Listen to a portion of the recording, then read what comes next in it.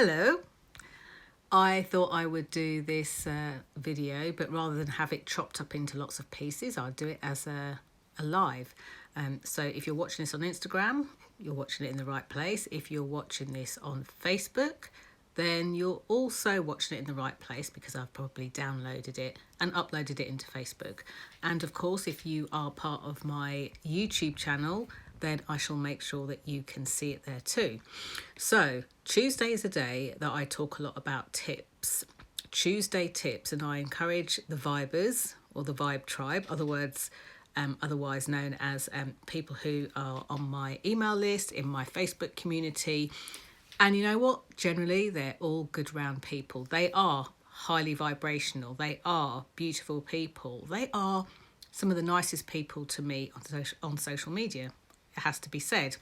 I might be biased, but it's so true. Very supportive, very encouraging, and quite close-knit as well.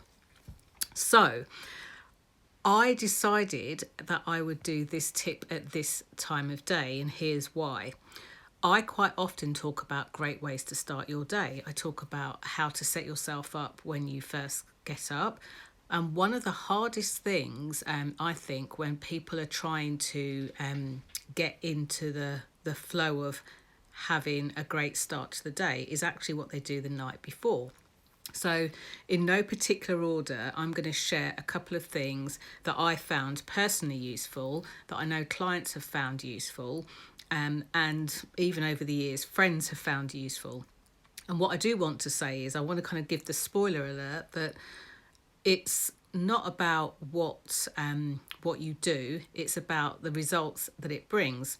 So earlier this year, in January to be precise, I shared some of these tips with a client, and they reported like 3 days later, their exact message to me was, oh my gosh, I'm getting the best sleep ever. So I really liked that. Other things that have happened, I had a business owner client who worked with me. Hey, it's Mally Fresh. Hi, Mally Fresh. All the way over in Barbados. He's probably saying, why is she putting on that stupid accent? But there you go. Thank you for dialing in from Barbados. So so this particular client was a client who ran not just one but 3 businesses. And, you know, you can imagine all the different things going through their head, not only first thing in the morning, but last thing at night. So this was particularly helpful for them to help them manage an already very busy day. And then another client that I shared this tip with, they got some real great benefits. Thank you for the love hearts and thank you for the smiles. Long time no speak. So one of the other benefits that I think this is particularly great for is you might not realise this because I do a lot of Queen of Being Seen here on Facebook, here on Instagram and also over on Facebook. And also I have clients who reach out to me on LinkedIn, and you know what? The good old-fashioned way, face-to-face and in the flesh. Now, these people are usually very senior, they're leaders, so part of the management team, and they are employees.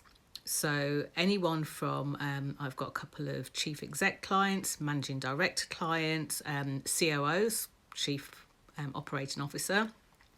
Haven't had a CFO for quite a while, but of that kind of rank, if you like. So the reason that I bring that up is because quite often they have the very difficult task of running a tight ship, standing at the front of the ship and hoping that, you know, everything goes as it should do, being responsible for leading not just the business, the strategy, the organisation, but other people around them.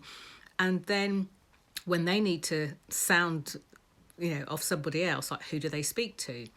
So for them, they usually carry a lot of stress, which means that they need some form of organisation, which is normally done in the form, to be honest, of their PA, who organises them so they can be at the right place at the right time. But they need to be able to organise their thoughts. And when it comes to leaving work and going home, maybe they've got family to go to, they have got to then kind of drop whatever they've been thinking of that day and go into family mode.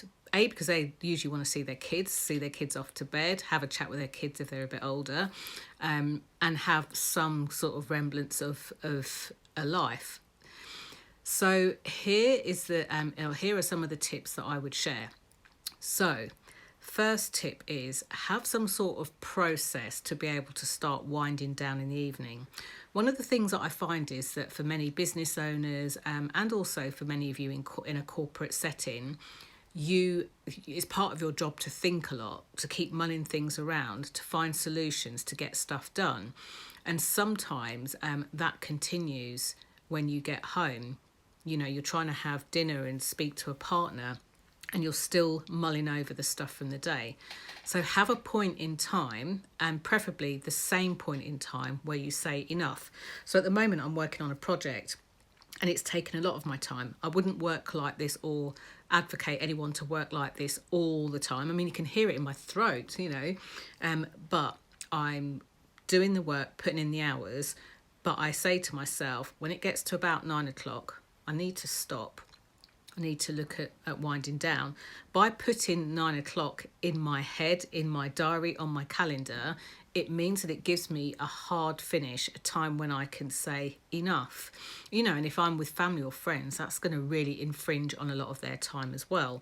So have that time, the very sort of like dead cut timeline where you say, regardless of where I am, I'll stop, because you know what? It's there again for you in the morning.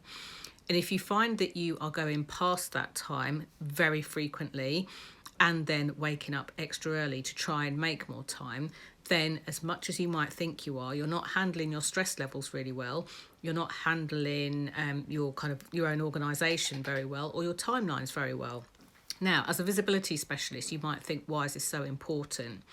In order for you to be visible, in order for you to raise your profile, you need to be at your best self. And when you keep going like that, it kind of fires off your overthinking, makes it hard to relax, makes it hard for you to sleep early. So you go to bed later and later, wake up earlier and earlier, and it really stresses your body. And if you're anything like me, if I don't get enough sleep, I cannot string a sentence together, quite literally. The words won't come out of my mouth, which is not very good for someone who also public speaks as well and gets paid as a speaker to speak or to deliver trainings or development sessions at conferences and in businesses and all over the place.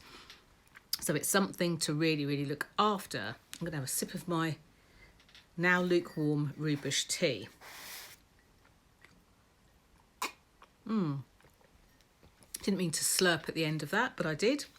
So that's one of the things that I would say, have a hard finish, and regardless of what you're doing, stop there. Now, because your mind is probably overactive, do something to unwind. Many people just like to watch a bit of TV, a bit of Netflix, zone out. And I know that sometimes in the personal development field, people say, don't watch TV, don't waste the time.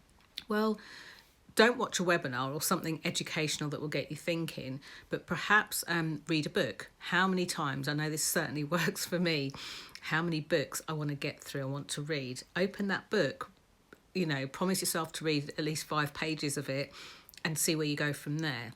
So do something that's going to kind of calm you down. Have a bath, if you have to. The things that I would say not to do, which haven't worked for people, don't go and do strenuous exercise, don't go for a run. Even sometimes having a shower can be really invigorating. So if you're having problems sleeping or staying asleep, or you've got a lot going through your mind, then don't do something that's going to pump the blood and get you active. And then the final thing that I would say is, as babies, whether we slept through the night or not, we would have been used to routines. And again, similar to the hard finish for work, start getting yourself into a routine where you go to bed at a certain time. Start getting yourself into a routine where by X amount of time you're going to be going into bed. Sorry, I'm getting notifications and someone trying to call me at the same time. Get yourself into the sort of routine where, maybe on a weekday, in my head, my timeline is 10 o'clock, and I actually do another tip which I'm going to share with you in a second, but have a time where you'll make tracks to go to bed. This means that if you wanted to see what was on the news or on Twitter or anything else like that, then you just don't do it. You stop, you don't do it. Okay, so give yourself that time and get yourself into that pattern, into that routine. It will still be there in the morning, promise me. And you will do a much better job of it if you've had a good night's rest. It will help you to be effective when you're raising your profile and increasing your visibility professionally. So, adopt that. And the next tip that I do want to share with you, on my phone, I have an iPhone, but all other smartphones are available. I have a kind of a night mode. And on that night mode, I actually switch the night mode on from 10 o'clock at night until 7 o'clock in the morning.